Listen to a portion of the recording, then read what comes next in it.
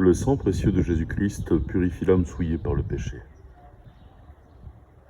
Quelles sont hideuses et repoussantes ces taches que nos fautes produisent en nos âmes. Nos péchés corrompent tellement notre âme que saint Augustin va jusqu'à dire « L'odeur d'un chien mort est préférable à celle qu'exalte une âme pécheresse devant Dieu ». C'est pourquoi le prophète Isaïe, en parlant aux pécheurs, les exhorte à se laver, à se purifier à la fontaine de vie. Mais quelle est cette fontaine de vie? Si ce n'est le sang vivifiant et purifiant de l'agneau immolé, où se plongent les âmes pour en sortir purifiées de toute souillure, ayant reçu le sang de l'agneau immaculé. Le sang du Rédempteur est comparé à une source qui n'est fermée ni cachée, mais ouverte et visible à tous. C'est ainsi que le prophète Zacharie voit cette fontaine en esprit fournie en abondance de l'eau qui doit purifier les âmes. Ces eaux sont déversées ensuite aux profusions dans toutes les parties de la maison du véritable Jacob, qui est l'Église. Sa principale destination est d'enfanter des âmes, d'enlever en nos âmes la souillure du péché. Faut-il qu'ils s'en trouvent encore qui veuillent rester dans leur impureté et qui refusent d'approcher de cette source bienfaisante de salut? Considérez l'injure que fait le pécheur au sang très précieux de Jésus-Christ, lorsqu'il aime mieux vivre dans toute la laideur du péché que de se purifier à cette fontaine de vie. Réveillez-vous, c'est pour vous que cette fontaine est ouverte. Venez, lavez-vous et purifiez-vous. Ce n'est pas une fontaine.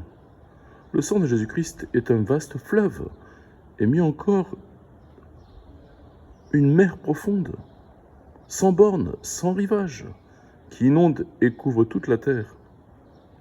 Car la miséricorde divine qui distribue ce sang précieux n'a pas de limite. Le Seigneur nous a envoyé 2 fois le déluge. La première fois au temps de Noé, à l'époque de l'inondation universelle de la terre.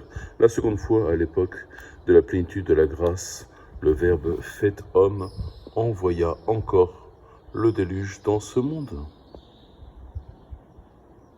Une grâce surabondante et l'effusion de son sang. Maintenant, voici l'occasion favorable de précipiter dans cette mer immense la masse de nos péchés. Vous ne pouvez douter de la volonté du Seigneur de les effacer au plus vite, puisqu'il nous a fait entendre par son prophète Michée qu'il jettera toutes nos fautes dans la mer profonde de sa miséricorde. Pour encourager les pécheurs à se plonger dans son sang, avec une entière confiance dans sa miséricorde, le Seigneur a apparu un jour à Sainte Mathilde, sur un autel, les mains étendues. Ses saintes plaies, comme si elles eussent été récentes, répandaient un sang abondant. Il lui dit « Voici mes blessures ouvertes de nouveau, afin de pouvoir apaiser envers le pécheur mon divin Père. Il y en a qui ont le cœur si craintif et si timide qu'ils n'ont pas la hardiesse de se confier dans mon amour. S'ils avaient souvent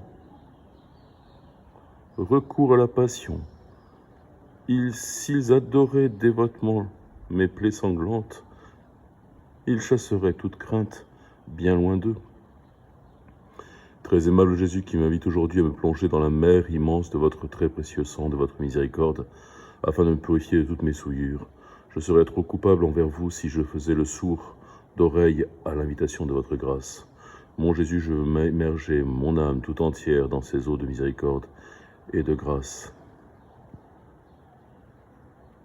Purifiez-moi, Seigneur, dirai-je avec le lépreux de l'Évangile, parce que vous le pouvez.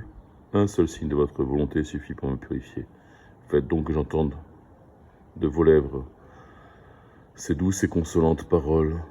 Je le veux soit purifié, et ainsi purifié par votre sang, conservez-moi cette pureté jusqu'à la mort, que je puisse aujourd'hui ou dans les jours qui viennent entendre de la bouche du prêtre, je te pardonne tous tes péchés.